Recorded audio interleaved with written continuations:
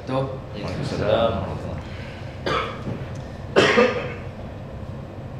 Anak muda, seorang pelajar, lebih-lebih lagi yang sudah hampir-hampir nak graduan, hampir-hampir nak menamatkan pengajian, mempunyai perasaan ingin mempunyai teman hidup.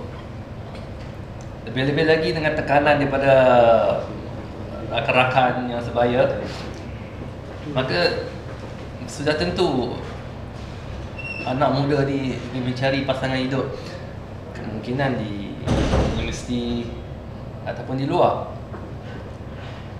Ada satu cerita, seorang ni bernama Ahmad.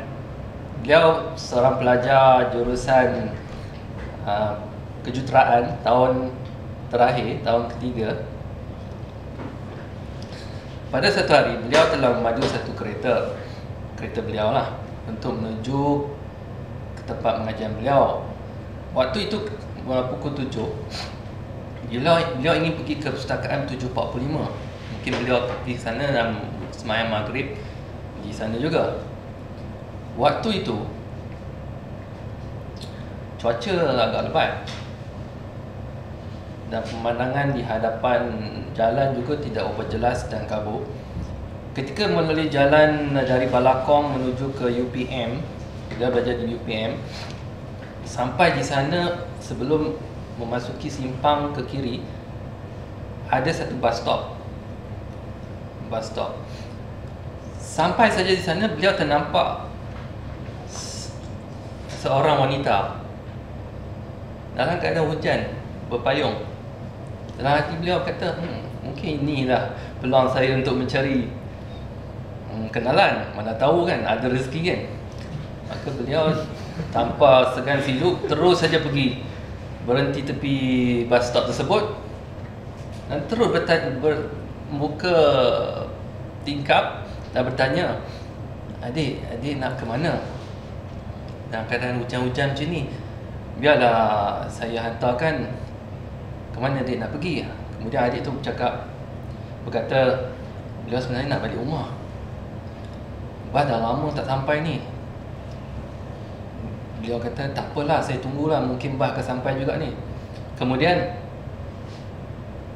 Ahmad ni, nama beliau Ahmad ni, bertanya kepada perempuan tersebut, tak apalah, saya hantar. Saya pun tak ke mana ni. Padahal memang dia nak kena kelabri kan.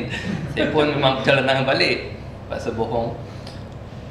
Kemudian setelah dipujuk-pujuk, gadis itu pun tak apalah, okey, tapi tak apa, harap-harap jangan menyusahkan abang lah kan.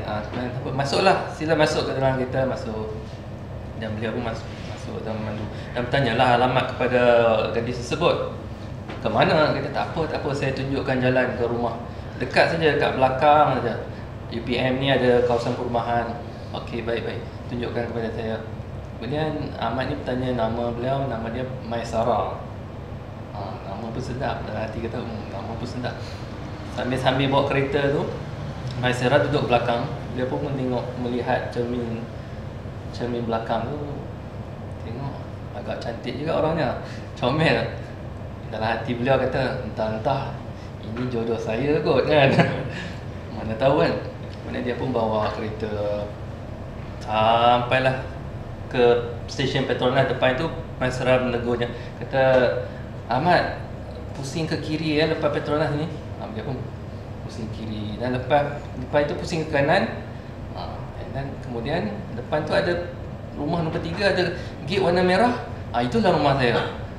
Ahmad pun masuk simpang tersebut, sampai saja gate warna merah tersebut, sampailah ke depan rumah Maisarah dan cakap, inilah rumah saya.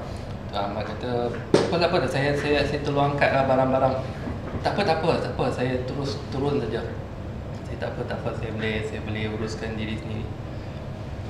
Jadi Maisarah pun, Ahmad pun melihat Maisarah buka pintu gate dan terus masuk ke dalam rumah. Kemudian Ahmad kata, kemudian Maisarah pun kata, terima kasih banyak bang. Lain kali kalau ada masa kita jumpa lagi lah kan. Kemudian Ahmad pun terus bergegas balik tanpa memikirkan Dan dalam perjalanan beliau berkata dalam diri dia, betul juga, ini mungkin jodoh saya, tapi macam mana mungkin saya akan jumpa dia lagi lepas ni. Tiba-tiba dia teringat, dia terlupa nak minta nombor telefon. Macam mana dia nak jumpa balik? Takkan dia nak pergi balik ke bus stop pada esok harinya kan? Mungkinan tak jumpa. Apa balik dalam keadaan kecewa juga lah hati dia. Dah pada masa sama dah melihat rupa Maisarah tu agak comel juga kan. Dengan keinginan dalam hati dia, ini adalah jodoh dia. Sampai je kemudian Ahmad pun balik ke rumah dengan perasaan kecewa. Kemudian beliau pun turun daripada kereta. Kemudian beliau pun kemas-kemas lah, tempat duduk belakang. Tiba-tiba nampak terjumpa sesuatu. Payung Maisarah tu tertinggal. Kemudian terdetik hati dia, mungkin ini Tuhan nak bagi dia jalan lain ni. Jalan yang peluang kedua untuk beliau berjumpa dengan Maisarah. Mungkin keluarga minta izin untuk berkenalan. Apa lagi, esokan harinya pagi-pagi terus Ahmad pergi balik. Pada mulanya Ahmad tidak berapa ingat jalan. Agak-agak ingat-ingat lupa pada waktu malam, hujan pula tu. Kemudian beliau pun pergi balik ke bus stop. Dan pada bus stop tu beliau pun ingat, terus nampak Petronas pusing kiri, kemudian pusing kanan nampak rumah nombor 3 warna merah. Terus sampai di destinasi tersebut, beliau pun turun. Kemudian beliau pun menekan loceng rumah. Ding dong kan. Loceng. Kemudian keluarlah seorang wanita yang bertudung, agak tua. Ahmad rasa itu mungkin mak Maisarah. Kemudian orang tua tersebut keluar dan bertanya, "Encik nak apa encik?" Ni saya ni kawan Maisarah. Semalam saya ada hantar dia dan saya dah bawa payung ni. Payung dia tertinggal. Jadi saya nak pulangkan balik lah. Maisarah ada ke encik? Cik kata, makcik dia diam saja. Makcik kata, tak apa, kamu masuklah dulu. Ni makcik ceritakan. Sampai tadi dalam rumah, makcik pun tunjuklah, inilah gambar Maisarah. Maisarah tak ada kan? Cakap Maisarah tak ada, inilah gambar Maisarah. Gambar dia ketika dia habis belajar, gambar ketika dia SPM jadi Ahmad tengok cantik juga kan gambar-gambar tersebut kan. Kemudian saya tunjuk gambar tersebut, makcik tu terdiam seketika dan tiba-tiba makcik menangis. Ahmad bertanya pada makcik tu, "Makcik, kenapa makcik menangis?" Sebenarnya Maisarah dah tak ada kat dunia ni dah. Dia dah meninggal. Dah 2 tahun lepas lagi. Dia meninggal sebab kemalangan. Ketika itu beliau pada pukul 7 sedang menunggu ayahnya datang menjemput di bus stop di persimpangan UPM. Dalam keadaan hujan lebat ketika tersebut. Tapi ayah beliau belum tiba ketika itu, tetapi ada satu bas yang membawa penumpang pelajar-pelajar UPM ini telah terbabas dan melanggar bus stop dan mengenai Maisarah. Maisarah dalam keadaan cedera parah ketika tersebut dan beliau telah meninggal dalam perjalanan ke hospital. Apa yang Ahmad pada ketika itu agak terkejut, dan apa yang diceritakan makcik itu adalah sama dengan apa yang beliau nampak ketika beliau menjemput Maisarah pada semalam pukul 7 ada hujan lebat. Tapi beliau agak sedih juga, terdiam, dan beliau pun selepas itu pun beliau minta izin pada makcik tu bahawa beliau agak terkejut juga perkara ini berlaku, dan beliau pun balik. Dalam perjalanan balik, beliau tertanya-tanyalah hati beliau, apakah yang berlaku dalam hidup beliau ini? Siapakah Maisarah yang beliau jemput semalam tu? Dan siapakah yang beliau berbual bicara di dalam kereta? Kemudian setelah itu Ahmad pun pulang ke rumah, dah lama kelamaan beliau tak dapat tidur, tak dapat hidup dengan tenteram.